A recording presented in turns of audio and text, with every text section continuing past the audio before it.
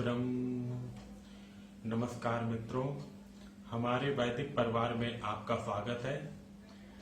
श्री वेद भाष्यकार श्री स्वामी शरण जी के मुख से वेद मंत्रों की सरल और प्रमाणिक व्याख्या सुनने के लिए हमारे YouTube चैनल को अधिक से अधिक लोगों तक पहुंचाएं, सब्सक्राइब करें, जिससे वेदों का प्रकाश घर घर तक पहुंच सके। आप कमेंट कर प्रश्न भी कर सकते हैं, हम सब प्रमाण उत्तर अवश्य देंगे। घर घर वेद मंदिर स्थापना अभियान में जुड़कर हमें सहयोग प्रदान करें। हमारा वेद भाष्य, वेदायन और अन्य वैदिक साहित्य घर बैठे प्राप्त करने के लिए आदेश करें। हमारी वेबसाइट वेदायन पर सभी पुस्तकें निःशुल्क PDF में उपलब्ध हैं।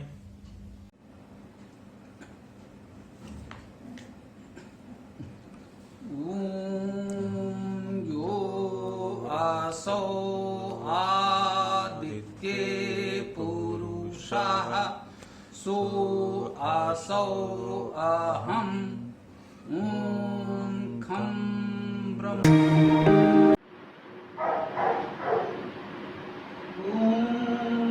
अग्निहोता कलिक्रतुः सत्यः चित्रस्रवस्तमः देवो देवेभिः आगमत्। ये ऋग्वेद प्रथम सूक्त का 5वां मंत्र है।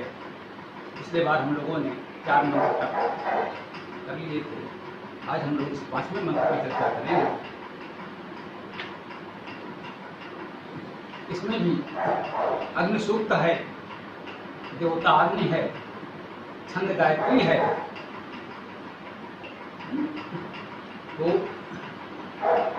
गायत्री छंद के बारे में भी हम जान गए हैं। 8 वर्णों के 3 चरण होते हैं। गायत्री छंद पूरे सूक्त में चलेगा और पूरे सूक्त में देवता अग्नि है।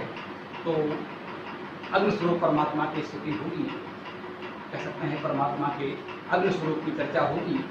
पहला शब्द है अग्नि, अर्थात वो अग्नि स्वरूप परमात्मा। अग्नि का अर्थ गतिशील, प्रगतिशील, संपूर्ण। षष्ठ में जो भी गतिशीलता है, ऊर्जा है, जो भी क्रियाकलाप हैं, वो संपूर्ण गति का जो मूल स्रोत नियामक है वो परमात्मा अग्नि स्वरूप से इस मंत्र में कहा गया है। और मंत्र में हम ईश्वर की स्तुति करते हैं तो उसके कुछ गुणों का वर्णन करते हैं।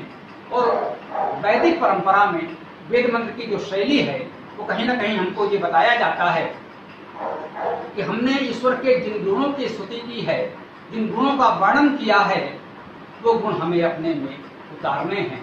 यही इस मंत्र का, वैदिक स्तुतियों का मूल संदेश है, मूल भाव है। ईश्वर को कोई आवश्यकता नहीं है कि हम उसकी स्तुति करें। यह आवश्यकता हमको है, ईश्वर को नहीं। ईश्वर की स्तुति हम करें या ना करें,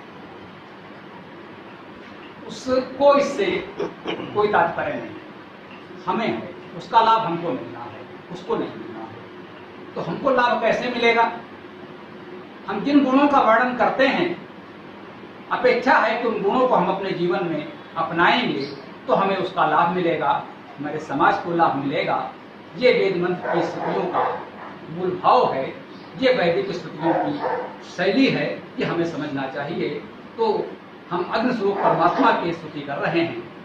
तो हमने कहा अग्नि ही होता। अग्नि का पहला गुण, पहला लक्षण, पहली जो स्तुति है हमने उसका गुण बता रहे हैं इस मंत्र में, वो है होता। होता माने हवन करने वाला, कर्ता माने करने वाला। तो क्रिय धातु से कर्ता बना, करने वाला। हु धातु से होता बना, हवन करने वाला। गोता रक्षा करने वाला, बोलने वाला, बोलने का भाव। पोता पवित्र करने वाला आता इसमें। हु धातु है पवित्र करने के अर्थ में। मंत्र आता है यह होता सपनात्मा, जो पवित्र करने वाला है वो हमें पवित्र करेगा। तो होता माने हवन करना। हवन माने, हवन शब्द का क्या अर्थ है? हु धातु से होता या हवन शब्द होता है। होता में हु धातु है। हु धातु का अर्थ होता है देना, दान करना और आदान प्रदान करना, दो। हु धातु के दो अर्थ, दान करना और आदान प्रदान करना। हमें दान भी करना है और आदान भी करना है। दान करने का यह ऐसा नहीं है कि हमने किसी को दे दिया और वो और उसका वो क्या करेगा, हमने तो निष्काम भाव से दान कर दिया। दान के विषय में ये बात भी प्रचलित है कि दान का बहुत प्रचार न किया जाए, उससे हमारा अहंकार बढ़ता है कि हम तो बड़े दानी हैं, नहीं करना चाहिए। कहा गया कि दाहिने हाथ से दान करें तो बाएं हाथ को पता ना चले। इन सब लोकोक्तियों के पीछे एक ही भाव है कि हमारे अंदर दान का अहंकार न आए। अब्दुल रहीम खान खाना अकबर के नौरत्न थे, प्रमुख मंत्री थे, सेनापति भी थे, खूब दानी थे। दान के बारे में उनका यश है। दिन रात कुछ न कुछ लोगों को, निर्धनों को दान करते रहते थे। लेकिन जब वो दान करते थे तो सर नीचे झुका लेते थे। किसी ने कहा कि भाई आप इतना दान करते हो तो सर क्यों झुका लेते हो? उन्होंने कहा देने वाला और है, दे राहत दिन रैन, लोग भरम लोपे करें खाते नीचे। देने वाला तो वो है, हम लोग कौन होते हैं किसी को देने वाले? देता तो वो है, अगर वो नहीं देगा तो हम कौन है देने वाले? हम कहां से दे देंगे?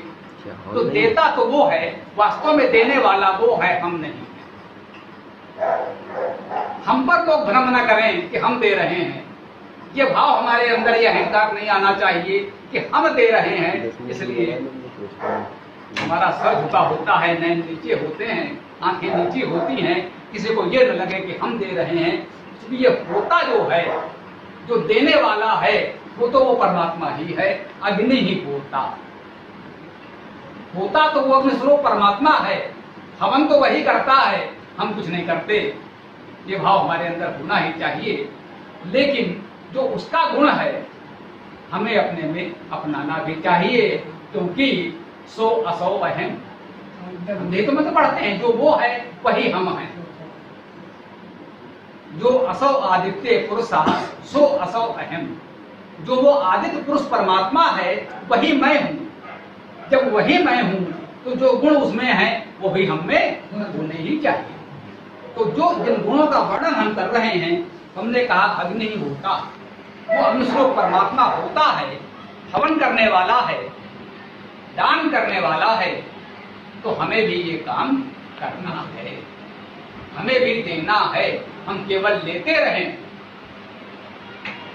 ये उसका होने का भाव नहीं है, फिर हम उसके नहीं हो पाएंगे। फिर हम नहीं कह पाएंगे कि वही मैं हूं। अगर वही मैं हूं तो हमें भी वही करना चाहिए जो वो करता है। वो होता है तो दान करता है, सब कुछ वही दे रहा है। हमारे पास जो कुछ भी संसार में है सब उसी का दिया हुआ है, उसके अलावा हमारे पास क्या है? लेकिन हु धातु का एक दूसरा अर्थ भी है, वो विशेष महत्वपूर्ण है, वो है आदान प्रदान करना। दान के अर्थ की अनेक धातुएं हैं। होता के स्थान पर दानी भी लिखा जा सकता था, अग्नि ही दानी, तो दान करने वाला है। लेकिन नहीं, यहाँ पर होता कहा गया है तो कहीं ना कहीं विशेष भाव है, दानी नहीं कहा। दानी होना तो सामान्य बात है, हमने किसी को दे दिया, वो अपना करे। हमारे कर्तव्य की दूसरी हो गई इतने में, कोई आया भाई एक अच्छा काम कर रहे हैं, हमने चंदा दे दिया, अब वो क्या करेगा वो जाने, उसका काम जाने। ये छोटी बात है। हवन इतना सा नहीं है। हवन में कहता है आदान प्रदान करना, उसमें आदान भी है। दान माने देना, आदान माने देना। हमें उसका आदान भी करना होता है। तो हवन एक सामाजिक प्रक्रिया है, ये एक सामूहिक कार्यक्रम है। हम सबको हवन करना ही चाहिए। हवन का अर्थ है आदान प्रदान करना, इसमें ये भाव ज्यादा महत्वपूर्ण है। दान के अर्थ की तो धर्म में भी नहीं होता। कहने का अर्थ है कि दान के से अतिरिक्त वो आदान प्रदान पर अधिक बल देना चाहेगा। इसका भाव क्या होगा? अपनी क्षमता के अनुसार दीजिए और आवश्यकता के अनुसार दीजिए। जिसकी जितने सामर्थ्य है वो दे दे। कोई 1 पैसा दे सकता है, कोई लाखों दे सकता है। जब मदन मोहन मालवीय विश्वविद्यालय बनवा रहे थे, बड़े बड़े लोगों ने बहुत कुछ दिया, बड़े बड़े राजा महाराजाओं ने दिया, तब तो इतना बड़ा विश्वविद्यालय बना। किसी एक निर्धन ने कहा, भाई 1 पैसा मेरे पास है, आप बड़ा अच्छा कार्य कर रहे हैं, क्या 1 पैसा आप हमारा स्वीकार कर सकते हैं? 1 पैसा। इतने बड़े कार्यक्रम में 1 पैसा, उनके समय का 1 पैसा आज का रुपया मान लीजिए, एक नहीं तो 5-10 रुपया मान लीजिए। निश्चित रूप से वो 1 पैसा भी आज के 5-10 रुपए के बराबर होगा। लेकिन इतने बड़े कार्य में 5 रुपया 10 रुपया आज हम देते हैं एक विश्वविद्यालय बनाने में, उसका क्या मूल्य है? लेकिन मूल्य ये है कि उसने भी अपनी भागीदारी निभाई। मालवीय जी ने पूरी श्रद्धा से उसका 1 पैसा स्वीकार किया, उसको अलग से सुरक्षित रखा। जब विश्वविद्यालय बना, उसकी नींव में वो 1 पैसा रखा। उस 1 पैसे से उस विश्वविद्यालय की नींव पड़ी, जिसका कंगूरा इतना ऊंचा बना। तो अपनी क्षमता के अनुसार दीजिए, जो भी सामर्थ्य है आपकी वो दीजिए। संकोच मत कीजिए, किससे क्या होगा। जय देव मंदिर देहली, समभाव से जिस पर चढ़ी, नृप हेम मुद्रा और रंग बराटिका। यही ईश्वर का दरबार है। यहां कोई भेदभाव नहीं होता, यहां कोई छोटा बड़ा नहीं होता। यहां जब हम आ जाते हैं तो ना कोई बंदा रहा और ना कोई बंदा नवाज। कोई यहाँ जहापना नहीं होता, यहाँ कोई बंदा नवाज नहीं होता, यहाँ कोई सम्राट नहीं होता। ईश्वर के दरबार में सब एक समान हो जाते हैं। सम्राट आता है, वो स्वर्ण मुद्रा ले चमकता। मंदिर में ईश्वर के पास सम्राट आएगा तो स्वर्ण मुद्राएं समर्पित करेगा। लाखों करोड़ों स्वर्ण मुद्राएं दे सकता है, देगा, देते भी हैं, तभी व्यवस्थाएं चलती हैं। लेकिन समभाव से जिस पर चढ़ी, नप हेम मुद्रा और रंग बराटिका। हेम मुद्रा माने स्वर्ण मुद्रा और रंग बराटिका माने कौड़ी।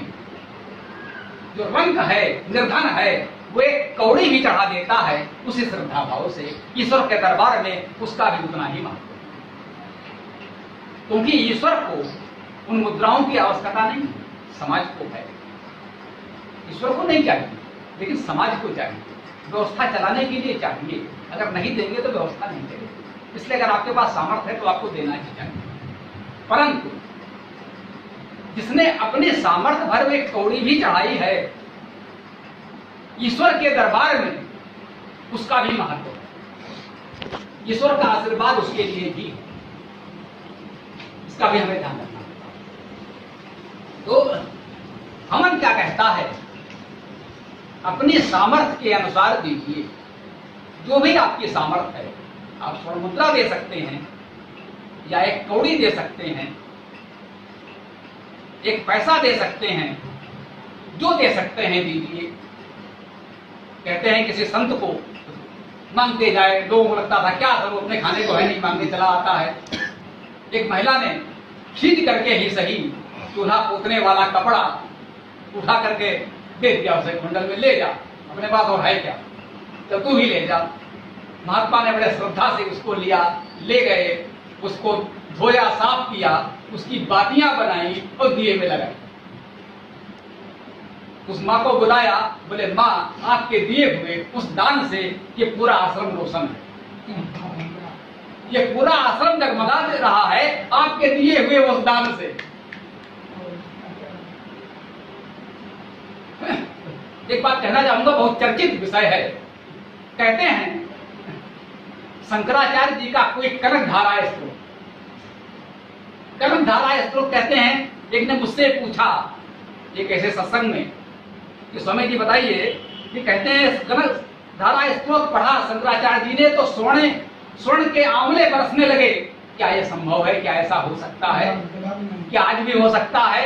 मैंने कहा हाँ हो सकता है। उसके लिए आपको शंकराचार्य होना होगा। उस कनक धारा स्त्रोत को पढ़ने से कुछ नहीं होगा, उन शब्दों को दोहराने से कुछ नहीं होगा। उन परिस्थितियों को समझिए जब ऐसा हुआ, अगर वो परिस्थितियां दोबारा बनेंगी तो फिर होगा। संपूर्ण परिस्थितियां जब वो बन जाएंगी तब होगा। आपको शंकराचार्य होना होगा। और वो परिस्थिति देखिए थी क्या। शंकराचार्य भिक्षाटन कर रहे हैं, सन्यासी का धर्म 5 घर 7 घर मांगता है, जो मिल जाता है उससे वो निर्वाह करता है, जो मिल गया वही उसका भोजन है, उतने नहीं उसको निर्वाह करना है। तो घर घर मांग रहे थे, उस निर्धन के द्वार पर भी पहुंचे। भिक्षाम दे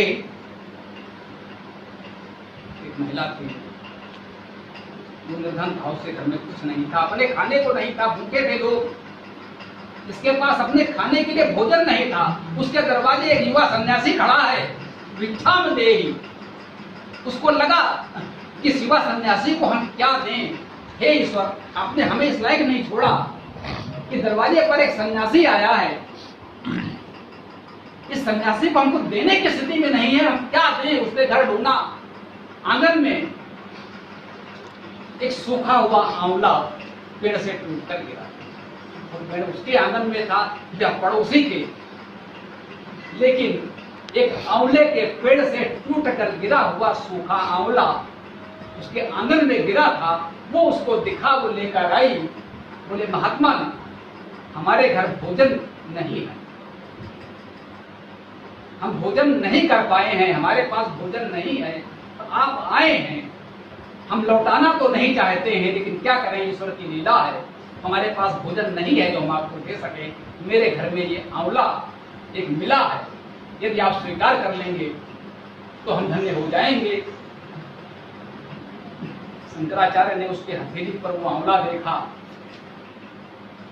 शंकराचार्य के स्तर का साधक और वो निर्धन जिसके घर में भोजन नहीं है, देने की भावना इतनी है कि सन्यासी वापस कैसे जाए, उसे लौटा नहीं सकते। वो आंवला वो उठाकर लाए, उन्होंने उस आंवले को देखा, उस ईश्वर को देखा। वो अद्वैत वेदांती थे, यही उन्होंने कहा कि सब कुछ ईश्वर ही तो है, मैं भी, आप भी, हर कोई। उन्होंने उस आंवले को देखा, उसमें उस ईश्वर को देखा, उसने कहा हे प्रभु, हे ईश्वर, ये क्या है। एक गृहस्थ देना चाहता है, उसके पास अपने खाने को नहीं है, एक सन्यासी खड़ा है मांगने के लिए, वो करे तो क्या करे। इस स्तर की घनीभूत भावना जब शंकराचार्य के स्तर के सन्यासी के मन से फूट पड़ती है, महत्व उन शब्दों का नहीं है। उस समय सहज भाव से जो कनक धारा स्त्रोत फूटा, भूल जाइए उन शब्दों को। अगर सोने के आंवले वाकई बरस गए तो असंभव नहीं है, इसी का नाम अध्यात्म है।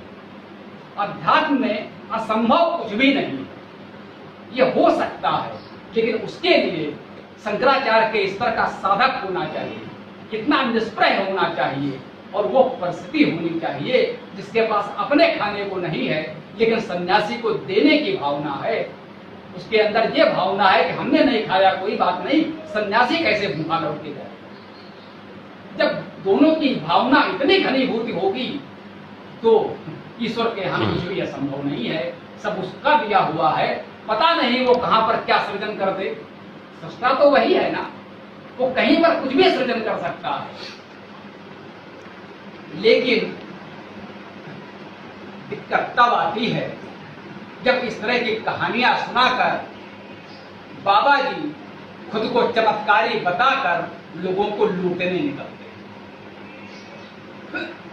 मैं बराबर कहता हूं, अध्यात्म में चमत्कार संभव है, अध्यात्म में चमत्कार ही होते हैं, चमत्कार भी होते हैं, छोटी बात है। मैं कहता हूं अध्यात्म में चमत्कार ही होते हैं, मेरे जीवन में बहुत उनकी चर्चा इसमें नहीं करता। कभी कभी व्यक्तिगत रूप से बैठे होते हैं जो हमारे साथ, प्रसंग बस किसी घटना की चर्चा कर देता हूं। कहते हैं भैया ये एक नहीं है, कितने संयोग गिनाओगे, ये संयोग नहीं है, होता है तो होता है।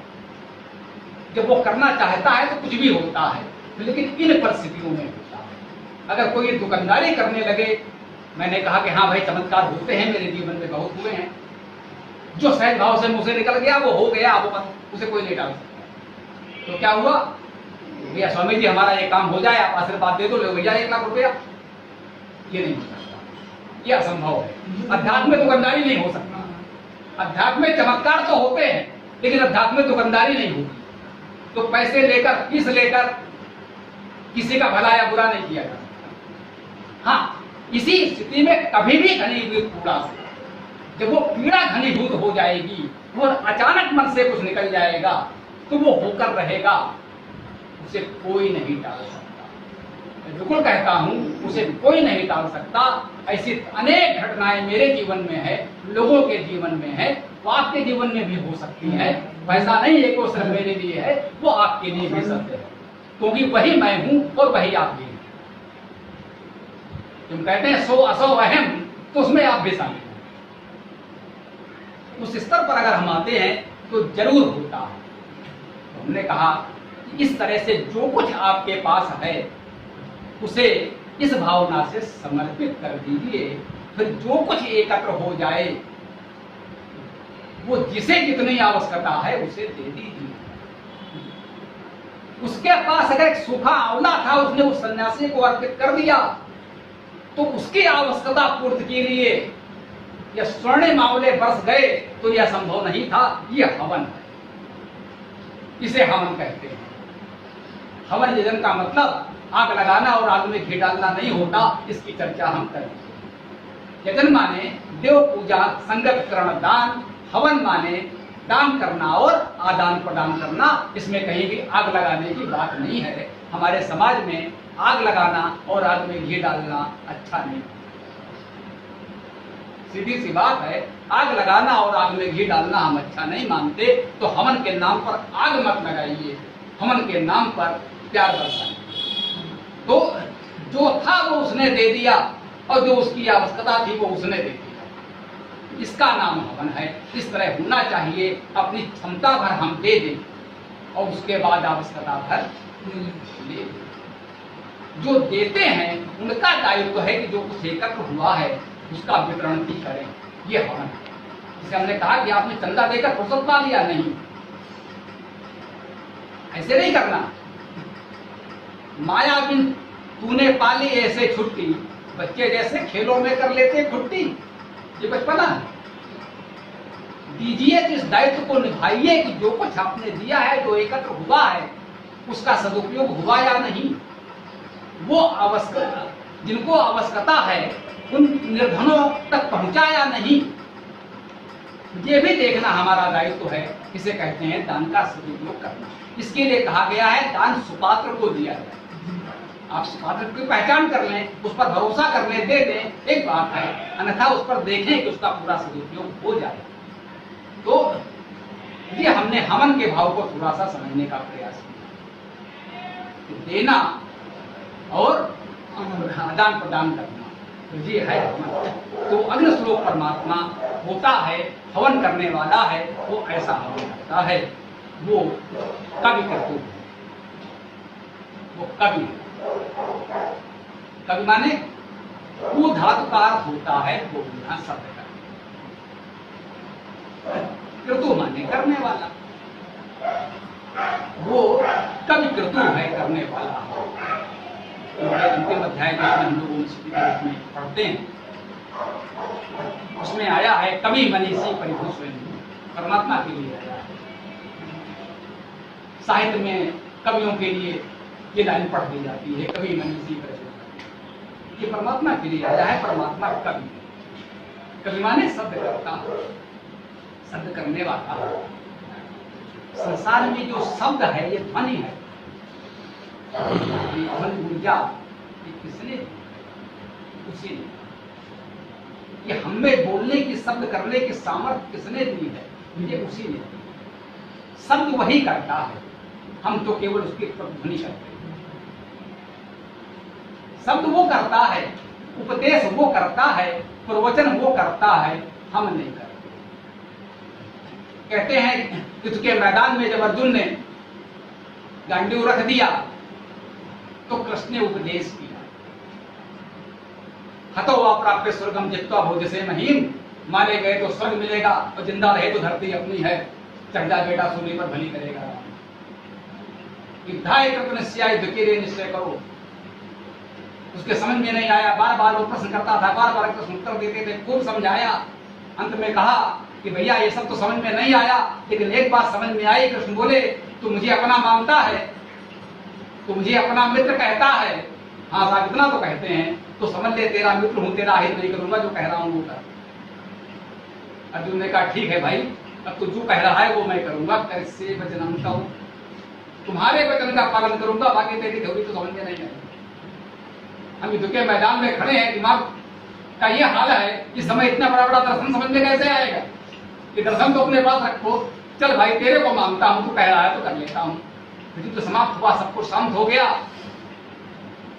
तब अर्जुन कृष्ण के पास बैठे, बोले यार उसमें तो तू बहुत बढ़िया बढ़िया बात समझा रहा था, बड़ी ऊंची ऊंची थ्योरी बता रहा था, उस समय तो मेरा मन ठीक नहीं था, वो समझ में नहीं आई, जरा दोबारा बता दे, अब मैं शांति से सुन के समझना चाहता हूं। कृष्ण बोले तूने कोई तोता समझ रखा है, सीढ़ी के प्रिगाइडर समझ रखा है, तू दोबारा नाम करेगा मैं शुरू हो जाऊंगा। बोले उस समय तो बोल रहा था वो कोई और था, वो हर समय नहीं होता।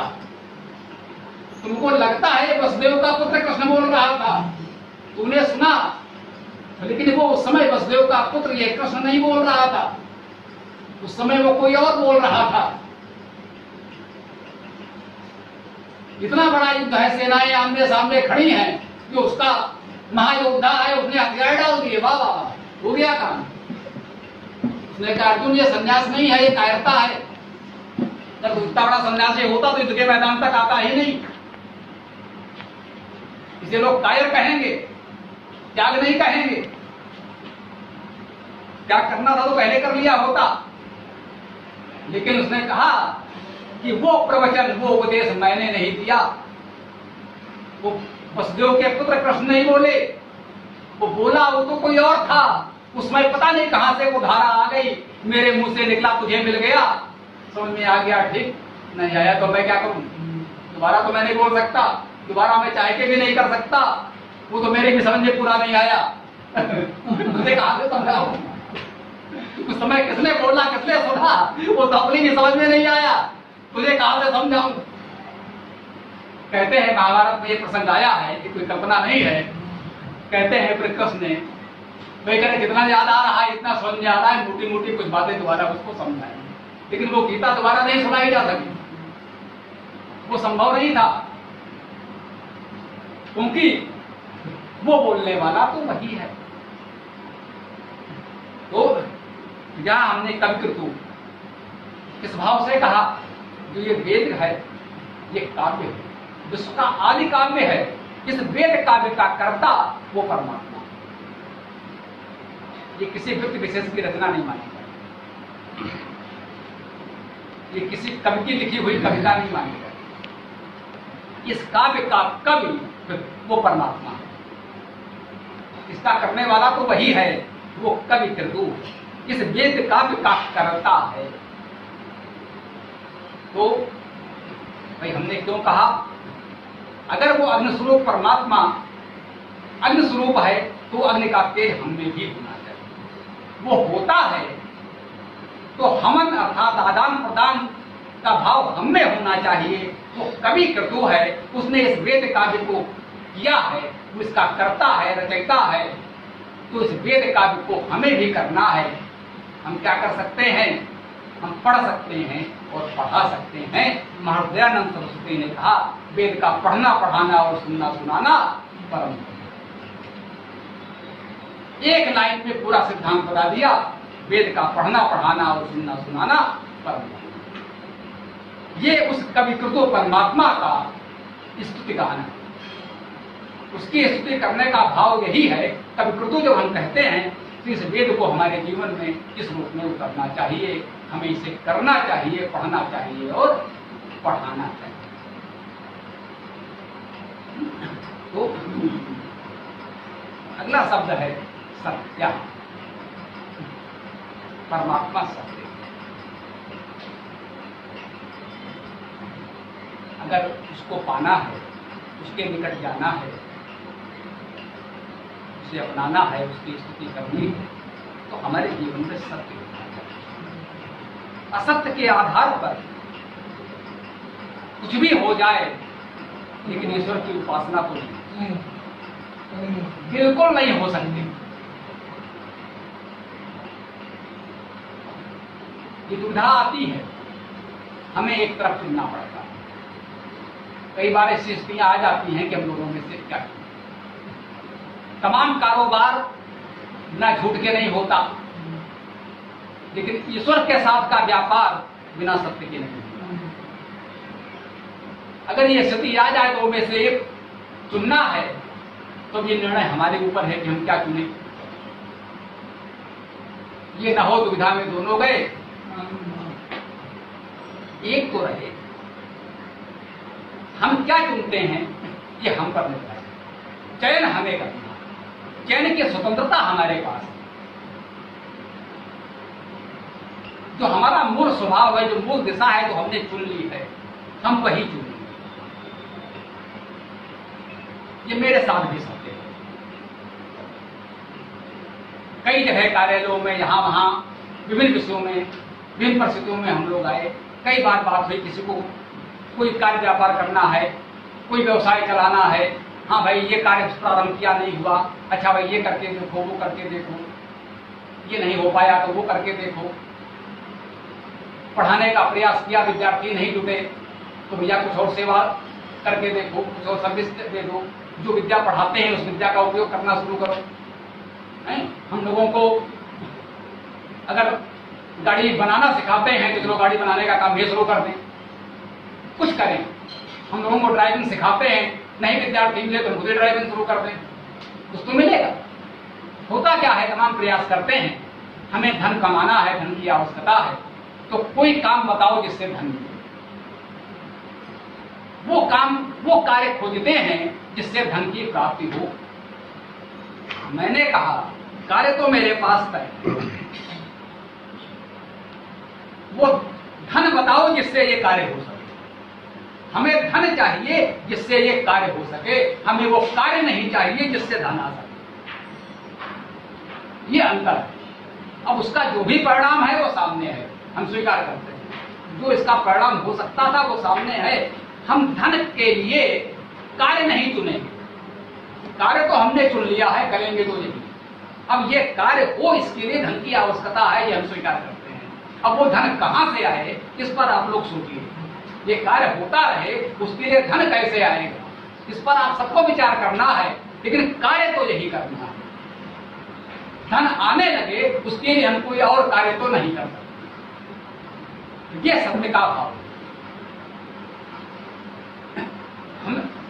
हमने सत्य मार्ग का चयन तो कर लिया, हमें चलना इसी मार्ग पर है। शंकराचार्य ने कहा ब्रह्म सत्यम जगन मिथ्या।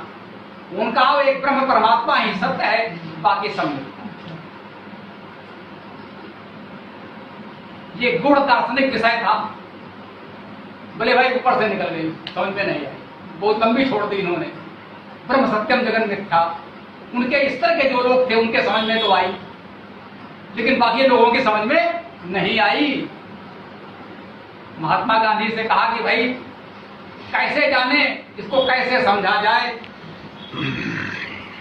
गांधी जी के पास जन सामान्य था, निरक्षर लोग थे, अपार भीड़ थी, उसको समझाना था।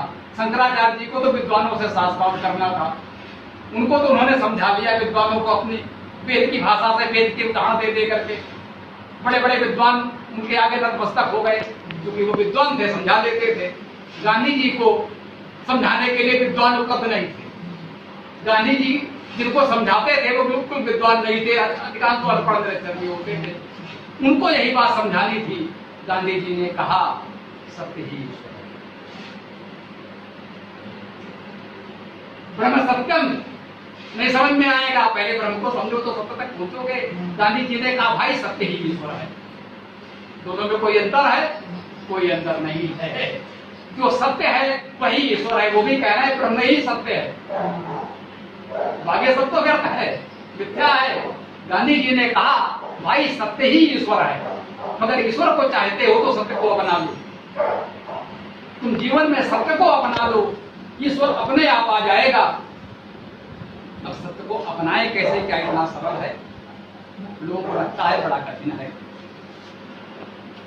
मुझे लगा झूठ बोलना बड़ा कठिन है, इससे कुछ कहो उससे कुछ कहो, दोनों मिल जाए तो और कुछ कहो, याद रखो किससे क्या कहा था, कहीं कुछ और बोल दिया तो फंस जाएंगे। तो मुझे लगा कि झूठ बोलना बहुत कठिन काम है, इसके लिए बहुत आर्काइव रिकॉर्ड रखना पड़ता है, किससे किससे क्या क्या कहा है, कहीं इनसे कुछ और कहा है, दूसरी बात कुछ और बोल दिया तो फंस जाएंगे। हमने तय किया कि सत्य बोलो, इसमें कोई खतरा नहीं है। हम जो यहाँ कह रहे हैं वो कहीं भी कहेंगे, व्यक्तिगत रूप से अकेले में आपसे जो कहा है वही किसी भी मंच पर माइक पर कहेंगे। मुझे कभी ये डर नहीं लगा कि मेरी कोई बात कहीं खुल जाएगी तो क्या होगा, क्योंकि हमने प्रारंभ से बचपन से एक स्वभाव बनता है। अब ये कोई नहीं कह सकता कि नहीं साहब भाई जन्म से कोई कुछ नहीं होता, मैंने कहा बुद्ध पैदा नहीं होता, बुद्ध तो बनता है, बिल्कुल सही। रिस्क पैदा नहीं होता, रिस्क बनता, तो रिस्क बनने की प्रक्रिया है, उसमें समय लगता। तो जन्म से ही कोई वेदव्यास नहीं होता, कोई दयानंद नहीं होता, कोई विवेकानंद नहीं होता, वो समय सबको लगता है, मुझको नहीं लगता। भूल चूक सबसे होती है, हमसे भी खूब, हमने भी खूब गलतियां, लेकिन कहीं ना कहीं ये बीजारोपण बचपन में हो गया कि सत्य की ओर हमें बढ़ना, अभ्यास चलता गया, भटकाव अगर आया भी तो जल्दी ही लगा कि नहीं, जिसे मैंने कहा कि मुझे लगा कि झूठ बोलना बहुत कठिन काम है, ये अपने बस का नहीं, एक स्वभाव होता है। तो मेरा स्वभाव बचपन से ऐसा था कि झूठ बोलना कठिन काम है, इसको ज्यादा नहीं रखा जा सकता। तो मुझे लगा ये रास्ता ठीक, तो मेरे अभ्यास में आता चला गया, मैं शब्द सा सत्य बोलता हूँ। मैं एक बात कहता हूँ, शब्द सा सत्य बोलता हूँ। अब ये सीमाएं हैं, जरूरी नहीं हर व्यक्ति से हमारी बात करें, अकेले में हम आपसे मिलेंगे कुछ बात कर सकते हैं, हो सकता है इतने लोगों के सामने ना करें, अकेले में हम आपसे कुछ और बात कर सकते हैं, हो सकता है इनके सामने ना करें। ये मर्यादा है, इसका पालन किया जा सकता है, किया जाना चाहिए, इसमें सत्य का उल्लंघन नहीं। लेकिन ऐसा नहीं है कि आपसे अकेले में कुछ और कहेंगे और दूसरों के सामने कुछ और कहेंगे, असत्य नहीं कहेंगे, जितना कहेंगे सत्य कहेंगे, शब्दशः सत्य कहेंगे। शब्दशः सत्य क्या है? एक परम सत्य की स्थिति है, हो सकता है मेरे लिए संभव ना हो। सत्य के प्राचीनतम उदाहरणों में हम हरिश्चंद्र का नाम लेते हैं, युधिष्ठिर का नाम लेते हैं, आधुनिक काल में गांधी का। ये तीन बड़े प्रतीक हैं जो सत्य के अनुयायी थे। हरिश्चंद्र को सत्य का सबसे बड़ा प्रतीक माना जाता है। कहते हैं साहब स्वप्न में, माने लापरवाही में भी अगर कोई बात किसी से कह दी, अब कह दी तो कह दी, अब जो होगा देखा जाएगा, झेला जाएगा, कह दिया तो कह दिया, वो पराकाष्ठा क्यों है ये कहानी फिर कभी उसका इतिहास है। हरिश्चंद्र ऐसा क्यों बना, उसके गुरु विश्वामित्र ने उसे ऐसा बनाया क्यों बनाया? उसके पिता सत्यव्रत नाम था उनके पिता का, सत्यव्रत को इस समाज ने त्रिशंक को कह दिया, जो सच्चा था उसी को गलत साबित कर दिया। कुछ लोगों के स्वार्थ नहीं पूरे हुए, उन पर आरोप लगा दिए उल्टे सीधे, हिंसा के, ये वो, उनके रथ के नीचे कीटी मर गई, नीचे साहब हिंसा हो। अब यजन कर रहे थे, हमने कहा था पिछले बार, अब दोहरा यजन अहिंसक होना चाहिए, अगर उसके नीचे कीटी भी मर गई तो साहब हिंसा हो गई, आपके ऊपर हिंसा का आरोप है। इस तरह के व्यर्थ के आरोप उन पर लगाए गए, उनको त्रिशंक कह दिया गया। वो लंबी कहानी लोग जानते भी हैं, किस किस तरह से क्या हुआ, इंद्र को चुनौती दी, जैसे तैसे उस मामले को संभाला।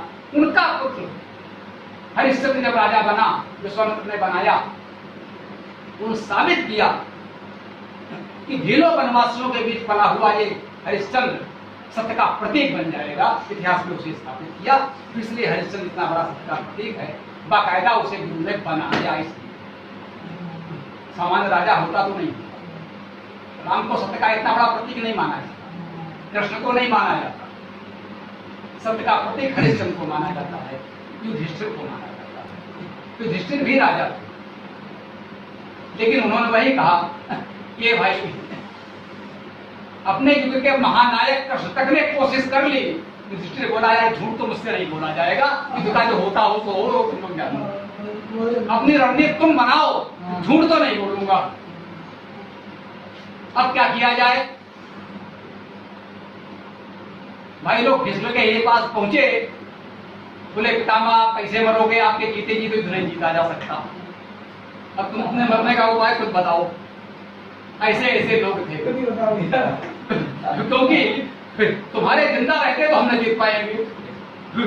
द्रोणाचार्य के पास पहुंचे, गुरु जी आपसे कैसे लड़ेंगे, सब कुछ आपसे ही सीखा है, आपसे युद्ध में कैसे जीतेंगे। ये हुआ क्या, उनका एक इकलौता बेटा है, इकलौता पुत्र है, उसके पुत्र का समाचार नहीं बर्दाश्त कर पाएंगे, सम्मान है। कृष्ण ने तय किया ऐसा करो सुस्थामा के मरने की ने सूचना दे आओ। युद्ध के मैदान में कोई जाकर अगर इनसे कह दे कि सुस्थामा मारा गया तो एकदम से सदमे में आ जाएंगे, उतनी देर में तुम इन्हें मार देना, थोड़ा झटका तो लगेगा ना, उतना काफी है, उतनी देर में तुम निपटा देना। लोग बोले चलो भाई कह देते हैं, ठीक है साहब, अर्जुन भी कह देंगे, भीम भी कह देंगे, बड़े बड़े सेनानी कह देंगे, क्या जाता है कह देंगे, इतने में जीतते हैं। तो द्रोणाचार्य ने कहा अश्वत्थामा मारा गया, विश्वास तो नहीं होता, इतना आसान तो नहीं है, कैसे मार दिया? भाई क्या युधिष्ठिर अगर कह दे तो मान लेते हैं, क्योंकि मालूम है लड़का झूठ नहीं बोलता। अब युधिष्ठिर कहे, युधिष्ठिर बोले मैं तो झूठ नहीं बोल सकता, बोले यार पूरी योजना बेकार हो जाएगी, बोले मैं तो नहीं बोल सकता, मैं झूठ तो नहीं बोलूंगा। अब क्या करें? अश्वत्थामा नाम के हाथी को मार दिया। बोले अब जाके बोलो अश्वत्थामा मारा गया, अश्वत्थामा मारा गया ना, तुम्हें इतना ही बोलना है अश्वत्थामा मारा गया, तुम्हें ये नहीं कहना है कि आपका पुत्र अश्वत्थामा मारा गया, ये मत बोलना। हम आपसे ये बोलने पर नहीं कह रहे हैं कि आप बोलो ये गुरु जी आपका पुत्र मारा गया, आपको केवल इतना बोलना है अश्वत्थामा मारा गया, देख तेरे सामने मैंने अश्वत्थामा को मारा है।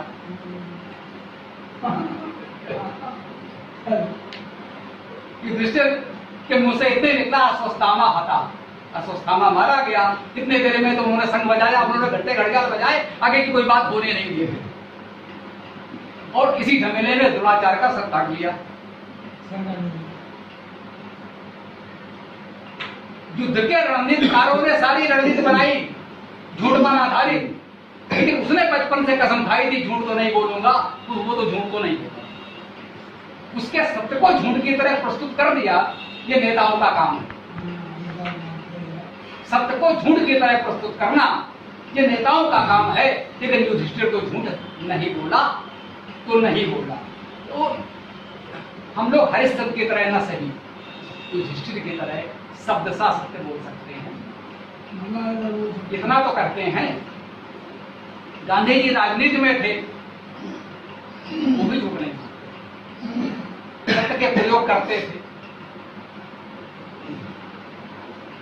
उन्होंने गाय की दुर्दशा देखी, बोले ठीक है आज से गाय का दूध बंद।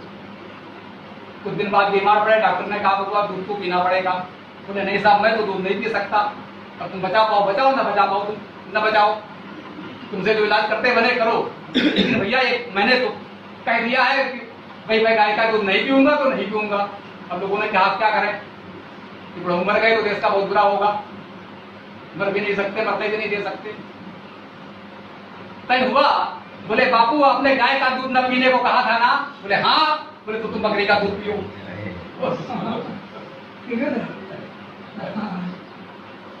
बोले आपने कहा है मैं गाय का दूध नहीं पीऊंगा, बिल्कुल मत पियो, चलो तुम बकरी का दूध पियो।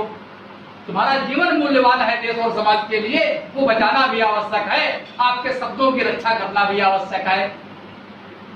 तो गांधी जी ने कथा में लिखा है कि यह सत्य का वास्तविक पूर्ण पालन तो नहीं था, उसके शब्दों का, कलेवर का, शरीर की रक्षा जरूर हुई, लेकिन मूल भावना का पालन नहीं हो सका, लेकिन मुझे करना पड़ा।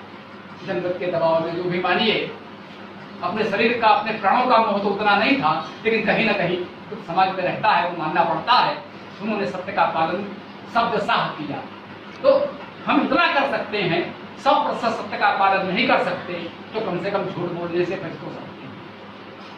इतना ही कर लें, सत्य बोलो का 100% पालन न कर सकें तो कम से कम इतना कर लें कि झूठ न बोलें। जितना बोलेंगे उतना सत्य बोलेंगे, जो नहीं बोलेंगे तो नहीं बोलेंगे।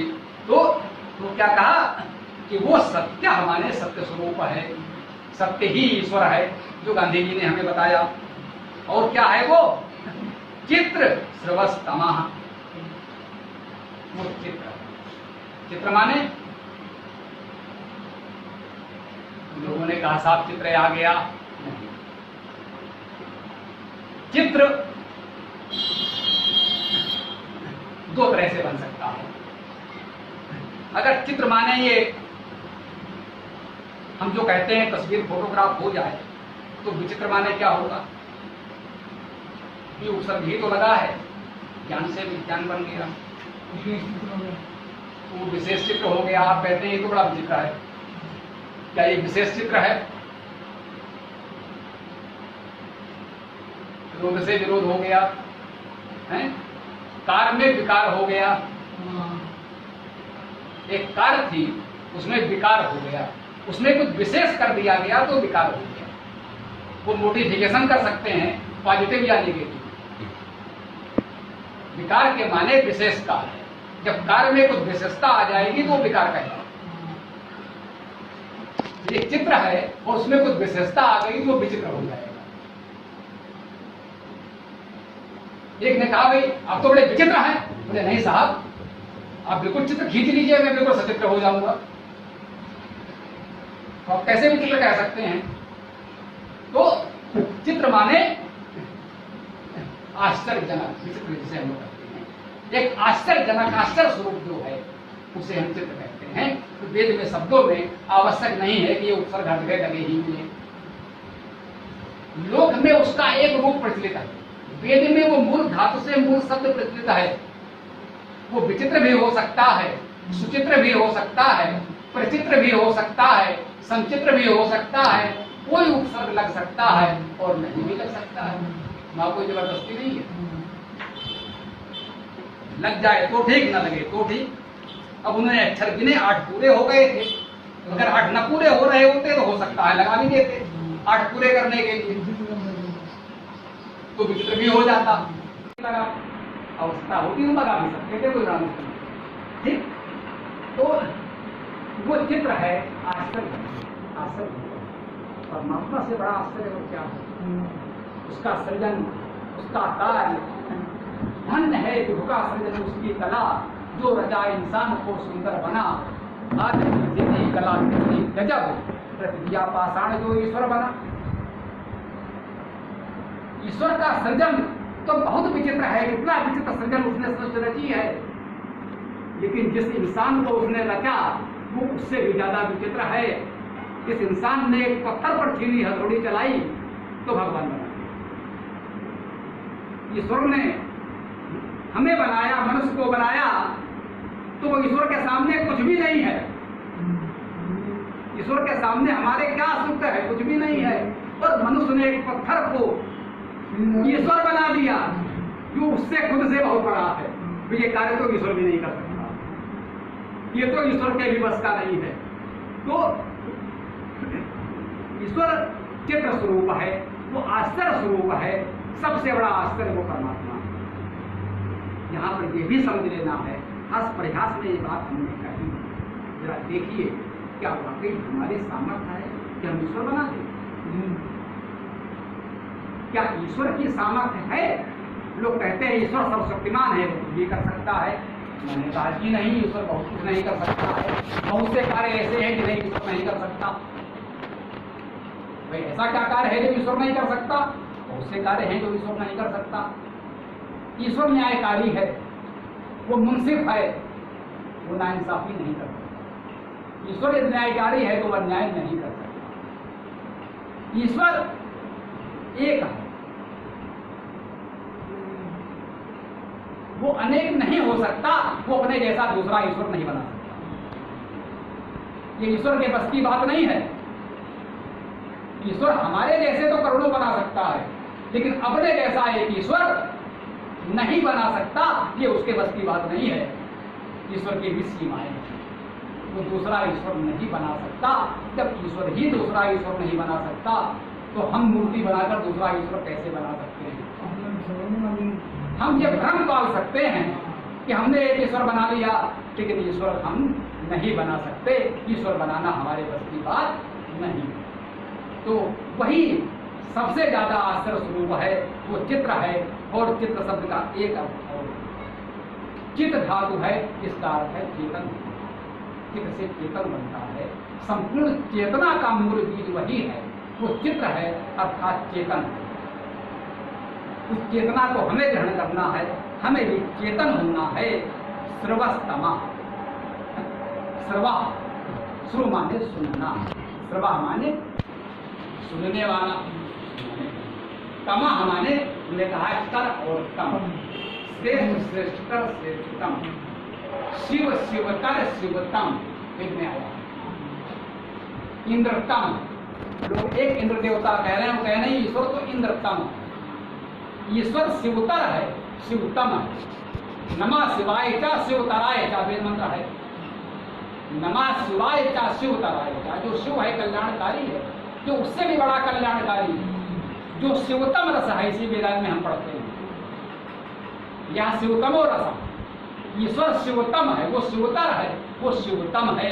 और वो श्रवस्तम, वो श्रवस्तम, जो सुनने वालों में सबसे वो सुनता, वो हम सबकी सुनता है। वेद के रूप में उसने रचना की, कवि कृतु है, उसने हमको अपनी बात तो सुना दी।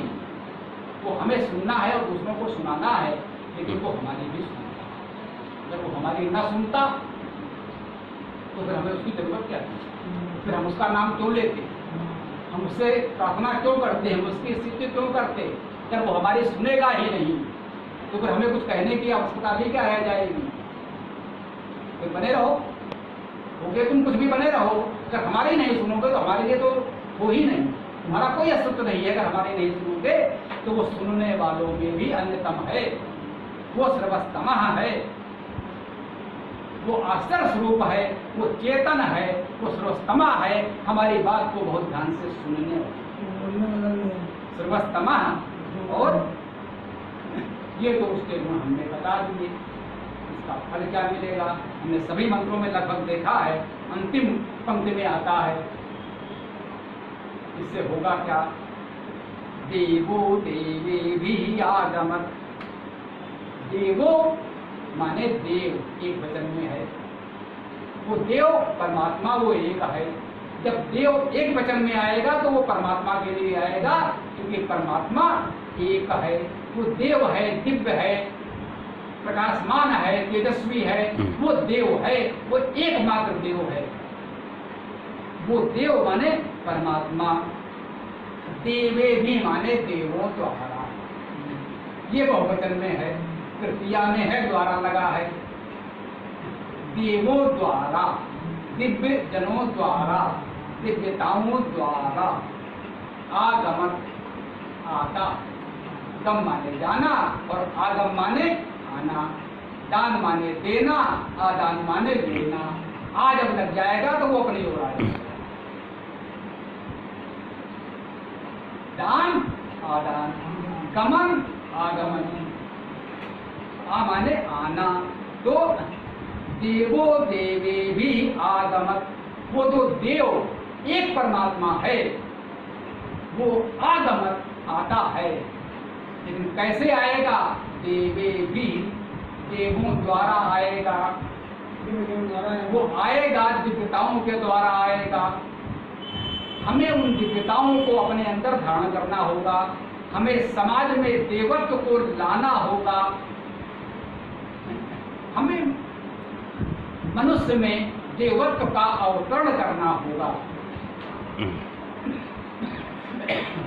अगर हमें अपने में, अपने समाज में देवत्व का अवतरण कर लें तो उन देवों द्वारा, इस देवत्व के द्वारा वो परमात्मा हमारे जीवन में आ जाएगा।